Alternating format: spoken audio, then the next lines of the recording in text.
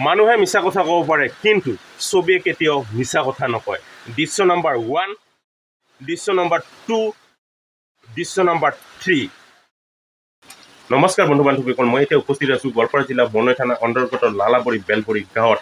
আৰু যোৱাকালি সন্ধিয়া 7:30 মান বজাত দহিকাটা সংৰক্ষিত বনাঞ্চলত যি হাতীজাক অৱস্থান গ্ৰহণ কৰিছিল, এই হাতীজাক হাবিৰ পৰা ওলাই আহি বেলবৰী গাঁৱত প্ৰৱেশ কৰে আৰু বেলবৰী গাঁৱত প্ৰৱেশ কৰি 3টা পৰিয়ালৰ ঘৰ ভাঙি লণ্ডভণ্ড কৰে।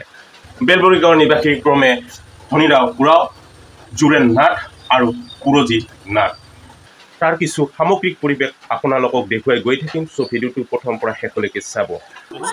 মোৰ নাম ধনীৰাম উৰাও নাথ, এই গাঁও বেলবৰী।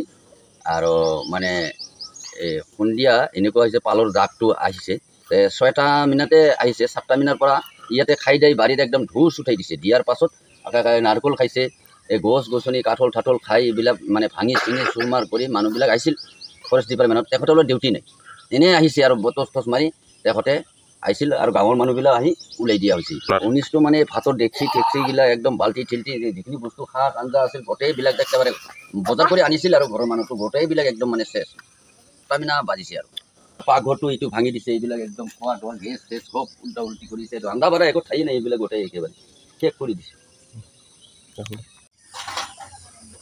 নমস্কাৰ। এই মোৰ ইমান ক্ষতি কৰিছে, এইবিলাক ঘৰ দুৱাৰ ভাঙি দিছে, তামোল গাছগিলা ভাঙছে, এইবিলাক গেছ চেছ গোটেই ভাঙি চিঙি দিছে। এইবিলাক মোৰ কাপোৰ কানি গোটেই নষ্ট কৰিছে। ঘৰৰ 40 কেজি মান চাউল খাইছে। আৰু যে ঘৰৰ বস্তু বহুত ক্ষতি হৈছিলে। অনুমানী বাচনবিলাক টেপলা হৈছে, ভাত বান্ধা ডেক্সি ঢুকছে গোটেই। 7টা মানত মোটামুটি 2 ঘণ্টা 1.5 ঘণ্টা আমাৰ বাৰীত বাবু, তাও খবৰ নাই ফৰেষ্টাৰৰ।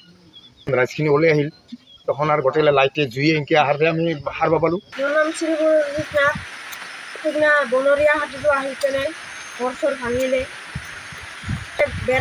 বেৰাটোও ভাঙিছে, ধান চাউল খাইছে। আপোনালোকে দেখিবলৈ পালে এক দুখ লগা ছবি, দুখ লগা ঘটনা। হাতী আৰু মানুহৰ সংখ্যা দিনক দিনে বৃদ্ধি পাবলৈ ধৰিছে। আৰু আপোনালোকে জানে গোৱালপাৰা জিলা বনৈ থানা অন্তৰ্গত কেইখনমান গাঁও স্পৰ্শকাতৰ এলেকা। হাতী আৰু মানুহৰ সংখ্যা দিনক দিনে বৃদ্ধি পাবলৈ ধৰিছে, দিনক দিনে সংখ্যাত হৈ থাকে। কেইখনমান গাঁও হ'ল দহিকাটা, ৰাজাপাৰা, লালাবৰী, হাৰিমুৰা, উদয়পুৰ, ফটৰিবাৰ, ৰাক্ষসনী। বনৈ থানা অন্তৰ্গত কেইখনমানহে কৈছোঁ, বহুত কেইখন আছে। এই গাঁৱৰ বাসিন্দাসকলে হাতী আৰু হাতীৰ লগত সদায় সংঘাত হৈ থাকে।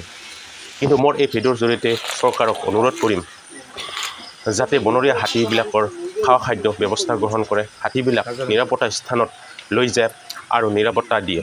আৰু খাটি খোৱা, দিন মজুৰি কৰি খোৱা মানুহক শান্তিপূৰ্ণভাৱে জীৱন যাপন কৰিবলৈ দিয়ে, যাতে হাতীয়ে যাতে নিৰহী লোকৰ প্ৰাণ কাঢ়ি লৈ যাব নোৱাৰে। তাৰ কাৰণে মই চৰকাৰৰ ওচৰত অনুৰোধ কৰিছোঁ, যাতে চৰকাৰে সেইখিনি ব্যৱস্থা গ্ৰহণ কৰে।